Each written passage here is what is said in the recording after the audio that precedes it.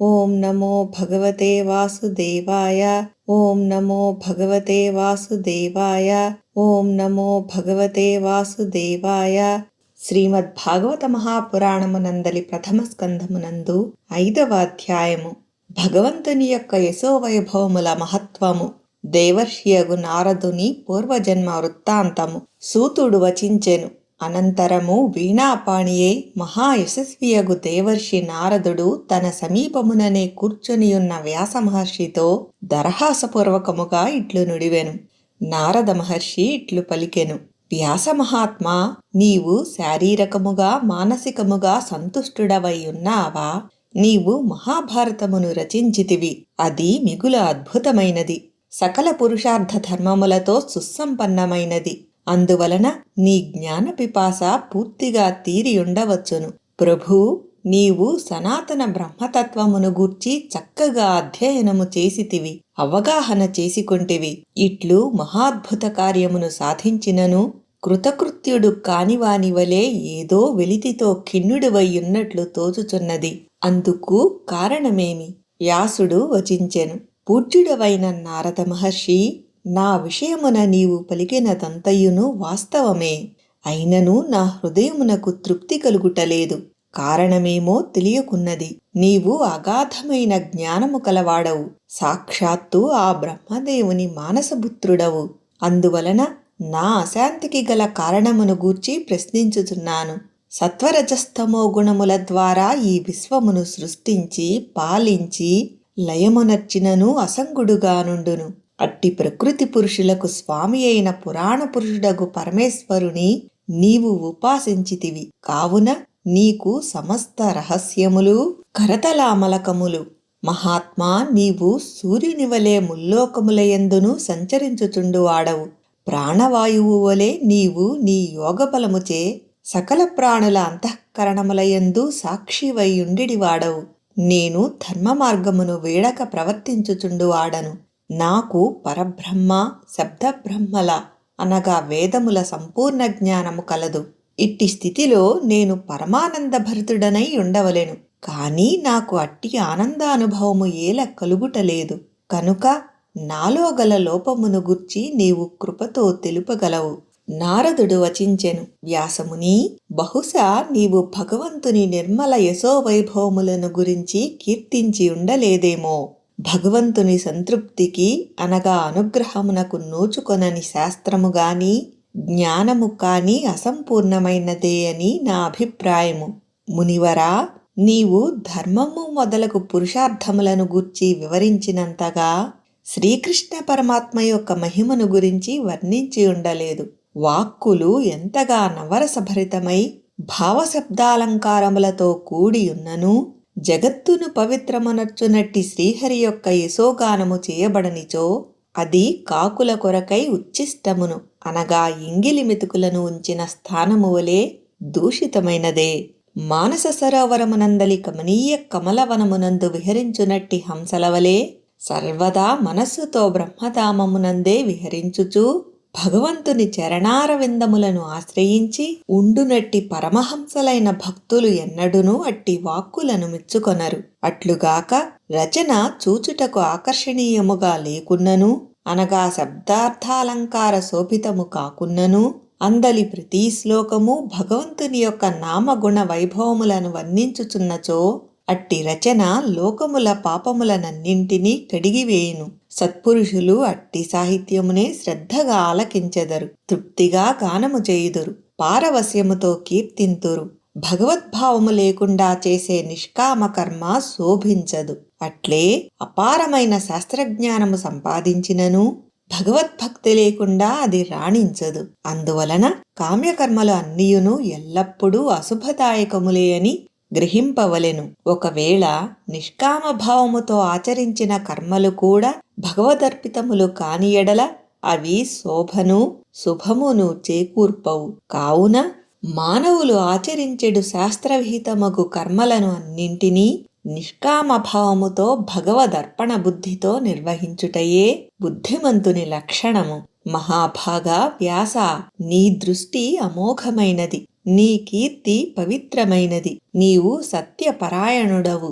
దృఢవ్రతుడవు కనుక సకల జీవులను బంధవిముక్తులను కావించుటకై అనంత శక్తిశాలి అయిన భగవంతుని యొక్క లీలలనే సమాధి ద్వారా స్మరింపుము. మనుష్యుడు భగవంతుని లీలలను విస్మరించి ఇతర విషయములను మక్కువతో ప్రస్తావించినచో అతడు ఇతర విషయములకు సంబంధించిన నామరూపముల భ్రమలో పడిపోవును. అతని బుద్ధి భేదభావముతో నిండిపోవును. గాలి తాకిడిచే ఊగిసలాటకు గురి అయిన నావకు నిలకడ కొరకు ఎట్టి స్థానము దొరకనట్లు అట్టి మనుజుని చంచల బుద్ధి ఎచ్చటను స్థిరముగా నిలువదు. లోకములోని జనులు సహజముగా విషయలంపటులై తాపత్రయములో చిక్కుకొనియుందురు. నీవు ధర్మము పేర నింద్యములైన అనగా పశుహింసాయుక్తములైన సకామ కర్మలను ఆచరించుటకై వారిని ప్రోత్సహించితివి. ఇది వ్యతిరేక ఫలితములను ఇచ్చును. ఏలయన మూర్ఖులు నీ వచనములను అనుసరించి నింద్యములైన కర్మలనే స్వధర్మములుగా భావించెదరు. అవి నిషిద్ధములు అని ఎంతగా నచ్చజెప్పినను వారు వాటిని గ్రహింపక అధర్మమునే ధర్మమని భావింతురు. పూజ్య వ్యాసమహర్షి, నీవు విద్వాంసుడవు. అనంత మహిమాన్వితుడైన భగవంతుని యొక్క అలౌకిక లీలలను గూర్చి నీవు ఎరుగుదువు. వైరాగ్య ప్రభావమున కలుగు ఆనందానుభవము యొక్క జ్ఞానము కూడా నీకు కలదు. సాంసారిక జనులు గుణములయందే ప్రవృత్తులై ఉన్నారు. అవి స్వస్వరూప జ్ఞానప్రాప్తికి ఆటంకములగును. కనుక అట్టి వారిని కనికరించి వారికి భగవంతుని యొక్క అలౌకిక లీలలను దర్శింపజేయుము. తత్ఫలితముగా వారికి ఆ పరమాత్ముని యందు భక్తి కుదురుకొని ఆత్మస్వరూప సాక్షాత్కారము కలుగును. తన వర్ణాశ్రమ ధర్మములను విడిచిపెట్టి శ్రీహరి పాదపద్మములను సేవించువాడు భక్తి సాధనలో పరిపక్వతను పొందకముందే అతని శరీరము పతనమైనప్పటికీ అట్టి వానికి అశుభము కలుగునా ఏమి? అతనికి ఎన్నటికిని అశుభము కలుగదు. అట్లే శ్రీహరిని భజించకుండా కేవలము తన వర్ణాశ్రమ ధర్మములను పాటించుట వలన అతడు పొందగలిగే ప్రయోజనము ఏముండును? ఏమీ లేదు. కావున జనుల శ్రేయస్సును కోరి కళ్యాణప్రదమగు భగవల్లీలలను కీర్తింపుము. బ్రహ్మలోకము మొదలుకుని అధోలోకము వరకును గల సకల లోకములయందు తిరుగాడుచున్నప్పటికీ పరమానంద సుఖము ప్రాప్తింపదు. గోపికలు భగవత్ప్రాప్తికై ఆ ప్రభువునే భజించిరి. వారు గృహకృత్యములను కూడా వీడి కృష్ణ పరమాత్ముని యందే తాదాత్మ్యమును పొందిరి. ఈ విషయమును నీవునూ ఎరుగుదువు. సాంసారిక సుఖదుఖములు కాలవేగ ప్రభావమున ఒక్కదాని తరువాత మరియొకటి వచ్చుచూ పోవుచూ ఉండును. అందువలన జ్ఞాని అయిన వాడు లౌకిక సుఖదుఖములను గూర్చి ఆలోచింపనే రాదు. భగవంతుని యందు అనన్య భక్తి కలిగి ఆయనను భజించుచుండుటయే ఉత్తమమైన మార్గము. పుణ్యపురుష వ్యాసముని, భగవద్భక్తి యొక్క ప్రభావము అనిర్వచనీయమైనది. శ్రీకృష్ణ భగవానుని ఉపాసించిన వాడు ఇతర సామాన్య జనుల వలె సంసార బంధములలో చిక్కుకొనడు. శ్రీకృష్ణుని పాదపద్మముల ఆలింగన సౌఖ్యమును రుచిచూచినవాడు ఆ పరమానంద సాగరములోనే మునిగియుండును. కాని దానిని విడిచిపెట్టి ఉండజాలడు. ఇంకా అతడు దేనిని ఆశింపడు. ఈ విశ్వము భగవంతుని యొక్క సాకార స్వరూపము. సకల ప్రాణుల రూపమున ఆ ప్రభువే అంతర్యామి అయి ఉండును. ఆ స్వామి వలననే ఈ విశ్వము యొక్క సృష్టి, స్థితి, లయములు జరుగుచున్నవి. నీవు ఆ పరమపురుషుని గూర్చి అంతయు ఎరుగుదువు. అయినను నేను సంకేతమాత్రముగా గుర్తు చేసి తిని. కావున నీవు భగవంతుని లీలలను, దివ్య గుణములను గూర్చి కీర్తింపుము. నీ జ్ఞానము అమోఘము. నీవు స్వయముగా ఆ పురుషోత్తముని యొక్క అంశ అవతారము. ఆత్మస్వరూపమును గూర్చి నీవు బాగుగా ఎరుగుదువు. నీవు జన్మరహితుడవే అయినను లోక కళ్యాణము కొరకై జన్మించెదవు. కనుక ఆ సచ్చిదానంద పరబ్రహ్మ పరమాత్మ యొక్క లీలావతారములను, యశో వైభవములను కీర్తింపుము. తపశ్చర్యలు, వేదాధ్యాయనము, యజ్ఞాచరణము, స్వాధ్యాయము, జ్ఞానము, దానము మొదలగు వాటి వలన కలుగు ప్రయోజనములు అన్నీయును జగత్పూజ్యుడైన శ్రీకృష్ణ భగవానుని గుణములను, లీలలను కీర్తించుట వలననే లభించునని విద్వాంసులు పేర్కొనిరి. మహాముని, మునుపటి కల్పమునందు నా పూర్వజన్మమున నేను ఒక దాసీపుత్రుడను. అప్పుడు ఒక ప్రదేశమునందు ఒక వర్షాకాలమున కొందరు వేదవేత్తలైన యోగులు చాతుర్మాస్య వ్రతమును ఆచరించుచుండిరి. నా బాల్యమునందే నేను వారి సేవల కొరకు నియోగింపబడితిని. నేను బాలుడుగా ఉన్నను ఎట్టి చాపల్యమూ లేక జితేంద్రియుడనై ఉంటిని. ఆటపాటలకు దూరముగా ఉండి ఆ మహాత్ముల ఆజ్ఞానుసారము సేవలను చేయుచుంటిని. నేను మితభాషినై ఉంటిని. నా ఈ సత్స్వభావమును చూచి సమదృష్టిగల ఆజ్ఞాసేవకుడనయ్యున్న నాపై అనుగ్రహము అనగా కనికరము చూపుచుండెడివారు. వారి అనుమతితో వారు తినగా మిగిలిన ఆహార పదార్థములను ప్రసాదరూపముగా ఒక్క పూట మాత్రమే భుజించి ఆ పాత్రలను శుభ్రము చేయుచుండెడివాడను. అట్టి సేవల వలన నా పాపములన్నీయును దూరమయ్యెను. క్రమముగా నా హృదయము పరిశుద్ధమాయెను. వారు చేయు భజనలయందును పూజలయందును నాకు అభిరుచి పెంపొందెను.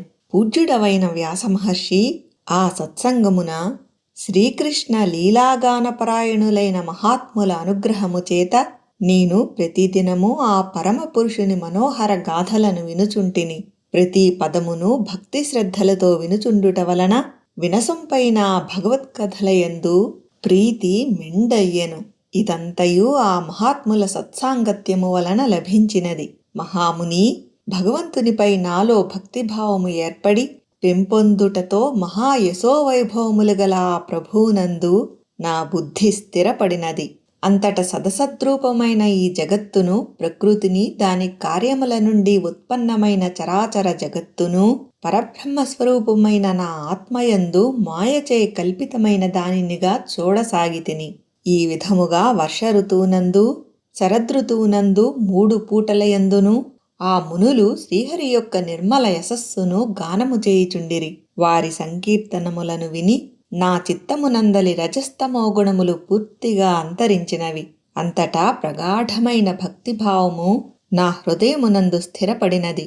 క్రమక్రమముగా నాలో వారి యందు అనగా ఆ మునుల ఎడ అనురాగము, వినయము హెచ్చినవి. వారిని సేవించుట వలన నా పాపములు తొలగిపోయినవి. బాలుడనైనను నా హృదయమునందు శ్రద్ధ, ఇంద్రియ నిగ్రహములు ఏర్పడినవి. త్రికరణ శుద్ధిగా వారి ఆజ్ఞలను శిరసావహించి తిని.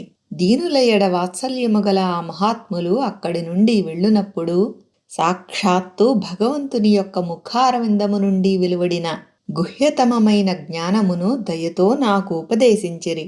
ఆ మునుల యొక్క సత్సంగ ఫలితముగను, పరమేశ్వరుని కృపా విశేషము చేతను శ్రీకృష్ణుని మాయా ప్రభావమును తెలిసికొంటిని. ఆ జ్ఞానము ఆత్మస్వరూప సాక్షాత్కారమునకును పరమపద ప్రాప్తికిని దోహదకారియగును.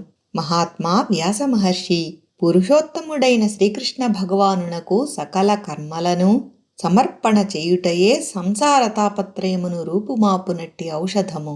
ఈ విషయమునే నేను నీకు వివరించి తిని. వ్రతదీక్షలో మేటి అయిన వ్యాసమహర్షి, మనుష్యులకు ఏ పదార్థమును సేవించుటచే రోగము కలుగునో అదే పదార్థమును చికిత్సా పద్ధతిలో ప్రయోగించిన ఎడల అది ఆ రోగమును నివారింపకుండునా నివారించును అని భావము. ఇదే విధముగా కర్మలన్నీయును మనుజులను జనన మరణ చక్రములో పడవేయును.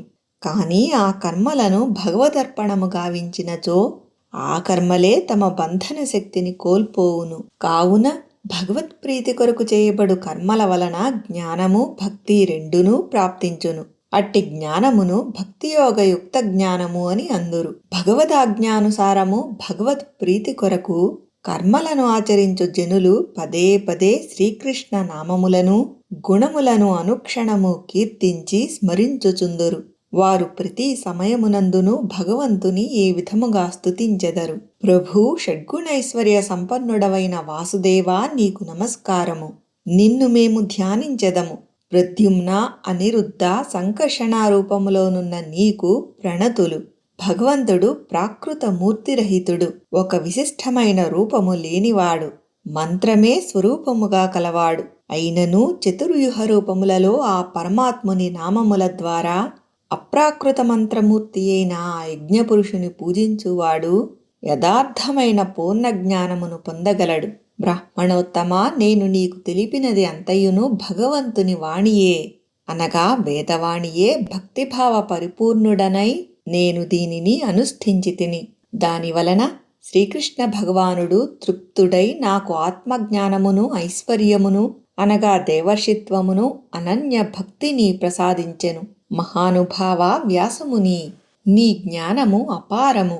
నీవు భగవంతుని ప్రసిద్ధమగు లీలలను గానము చేయుము.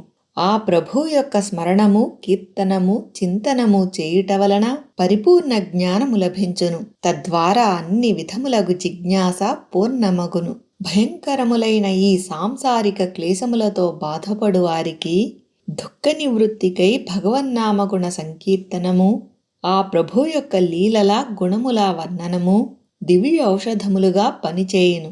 ఈ సంసార చక్రము నుండి విముక్తి పొందుటకు ఇంతకంటే మరి ఒక ఉపాయము ఏదియునూ లేదు. శ్రీమద్ భాగవత మహాపురాణమునందలి ప్రథమ స్కంధమునందు ఇది 5వ అధ్యాయము.